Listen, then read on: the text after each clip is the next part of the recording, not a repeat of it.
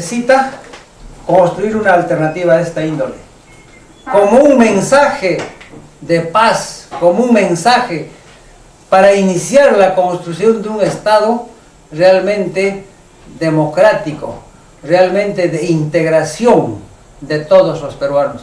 Caso contrario, les repito, no sé, yo veo la bola de cristal un poco oscura, no sé cuál será el futuro del Perú. Hay dos visiones, la que usualmente enfocamos todos los hombres modernos, criollos, descendientes de europeos, tenemos un enfoque europeo, occidental.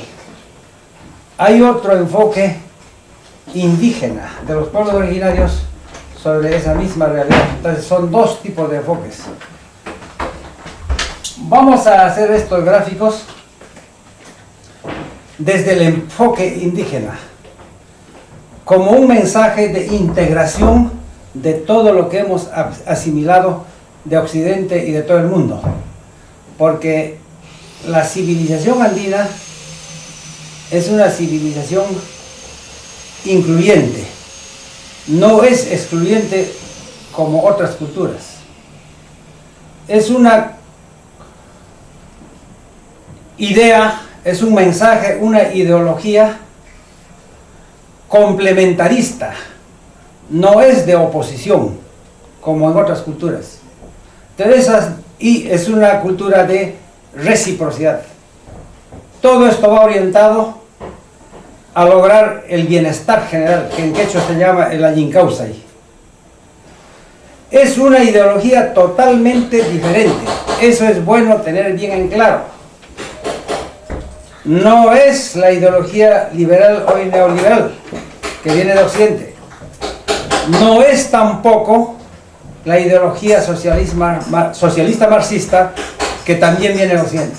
Entonces, bajo esos parámetros es que vamos a hacer este análisis del proceso histórico de los países andinos desde el periodo prehispánico y luego el pasado poshispánico hasta la actualidad.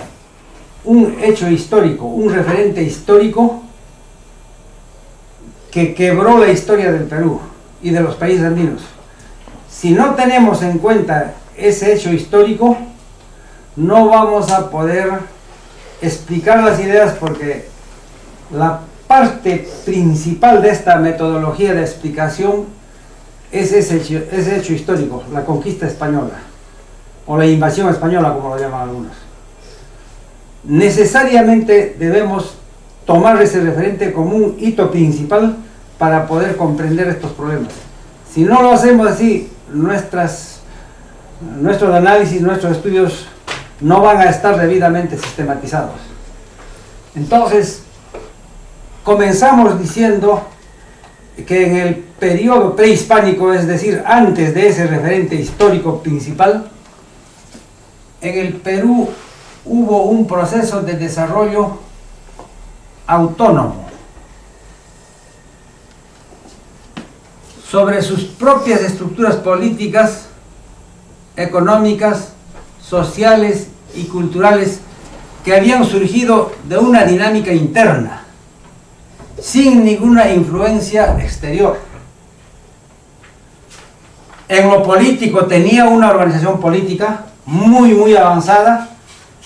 En lo territorial, la demarcación era en base a las cuencas hidrográficas, que hoy recién el hombre occidental, como gran descubrimiento, nos está recomendando, cuando eso nosotros lo conocemos hace miles de años. En cuanto a la organización política, no era tanto basándose en demarcaciones territoriales, sino en la cantidad de población. Es una cosa bien curiosa, muy diferente a otras culturas. Por eso es que en la secundaria nos enseñaron, ustedes recordarán, cómo estaba organizada la población políticamente en la época prehispánica. Nos decían en familias de 10, de 100, de 1000 familias, y cada uno con su jefe. Era el Chunga Cameo, 10 familias, Pacha Cameo, 100 familias, Guaranga Cameo, 1000 familias, y así sucesivamente. Entonces contaban dos aspectos, el espacio territorial y la cantidad de población. Obviamente, una organización política muy avanzada y diferente a la actual También porque como una entidad intermedia entre el Estado y la familia estaba el Ayllu, que era el conjunto de familias residentes en un lugar fijo. En lo económico, había una organización económica muy avanzada que supo aprovechar perfectamente la diversidad de pisos ecológicos. De los 103 pisos ecológicos, es decir, de los 103 tipos de climas que existen en el mundo, 84 están en el Perú. Eso nos da una fortaleza económica envidiable, y si supiéramos aprovecharla como debe ser, seríamos un país que sobradamente puede autosostenerse como lo hizo antes.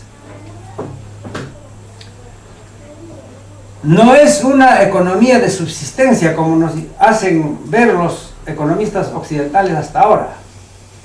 Nos dicen, no, que estos países pobres no tienen capacidad de sostenimiento, que si no viene ayuda de Europa se mueren de hambre. No es así. Es una economía, yo la llamo economía de previsión.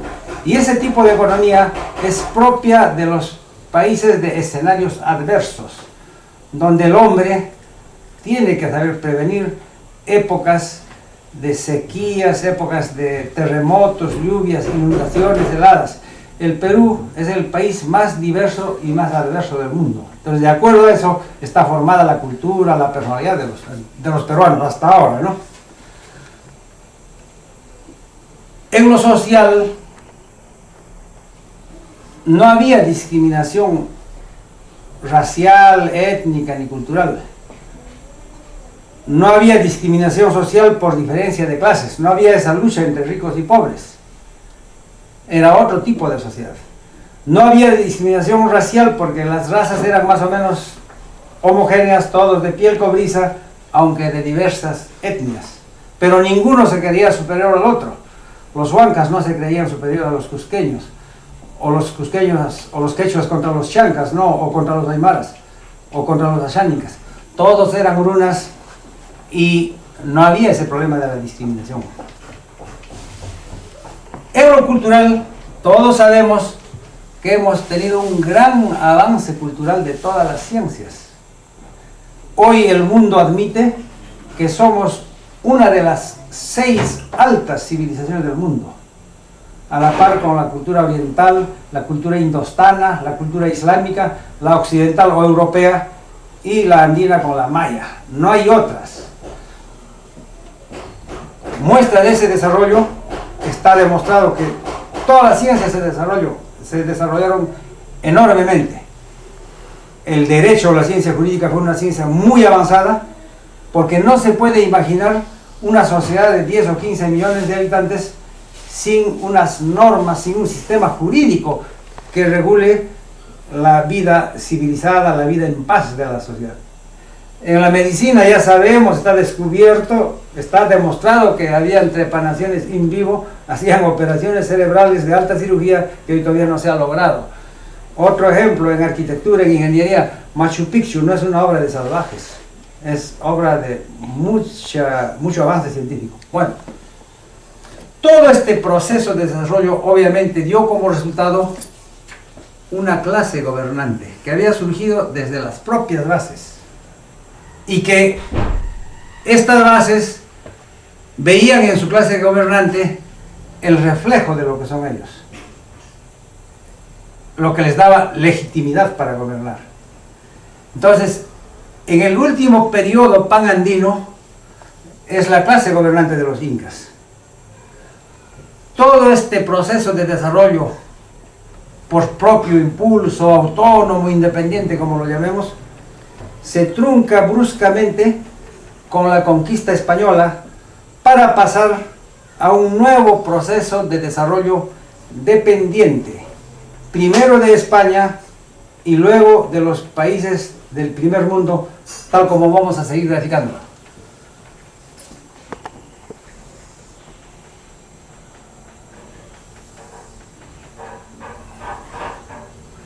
Llegan los españoles y el grupo conquistador desplaza a la clase gobernante originaria. Ya no habrían incas, habrían virreyes, y así todo cambiaría.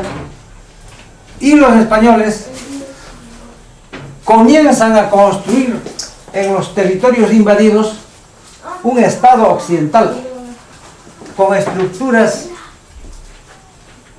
bueno, vamos a graficar, con estructuras políticas, estructuras económicas,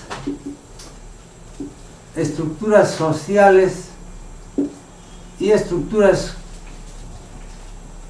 culturales traídas de Europa, y para construir ese Estado colonial las aplican verticalmente, sin tomar en cuenta las estructuras originarias acá encontradas. Ahí comienza el problema del Perú, que subsiste hasta la actualidad. En lo político comienza a correr la idea de que este es un país de salvajes, que no tenía ninguna organización política, primitivo, desorganizado, pero lo cual es falso, ya lo hemos dicho. Había una organización, por ejemplo, en cuanto a lo territorial, sobre la base de las cuencas hidrográficas, que recién hoy el mundo moderno occidental está tratando de implantar. Rompen esas demarcaciones por cuencas e inician las demarcaciones artificiales. Lo primero que hacen los conquistadores es darle a cada conquistador, en calidad de encomiendas, grandes extensiones de territorio, encomendándoles la educación, la cristianización de la población indígena. A la postre, las encomiendas de la conquista se convierten en las intendencias coloniales, y en la República solo cambian de nombre por la de departamentos. Ese es el problema que hoy no puede solucionar el Perú en cuanto a regionalización y descentralización. Estamos en tremendos problemas que, para resolverlos, hay que entender este proceso histórico. En lo económico comienza a correr la idea de que este es un país pobre, primitivo, de mera subsistencia, que si no viene ayuda del extranjero nos morimos de hambre, lo cual es falso. Está demostrado que los incas tenían una capacidad de previsión hasta de 50 años. Huaicos, sequías, terremotos, excesivas lluvias, inundaciones. Paradójicamente, uno de los propios cronistas españoles, Juan Polo de Ondegardo, en 1552 es quien demuestra esa capacidad de previsión, sin darse cuenta, desde luego, cuando describe que las guerras civiles entre los españoles disputándose los territorios conquistados eran con ejércitos de 3.000 a 4.000 soldados que en sus campañas se alimentaban y se vestían con lo que encontraban en los tambos. Miren, Pizarro llegó en 1532 y las guerras civiles en 1552. Todavía 20 años después los tambos estaban repletos. Entonces no pueden decirnos que somos una economía de subsistencia. Somos una economía de previsión. Y eso se ve en la práctica, en la vida real, hasta la actualidad. Un detalle que hay que anotar en esto es que hasta ahora el campesino, el indígena de comunidad, y no solo de comunidad, sino también los pequeños propietarios del área rural en el Perú, no producen sus chacras para el mercado, sino para su depósito familiar. Toda la cosecha que se obtiene se deposita en el depósito familiar. Él no depende del mercado, depende de su depósito, de su chacra. Y solo los excedentes los vende al mercado para comprar algunas cosas que le faltan.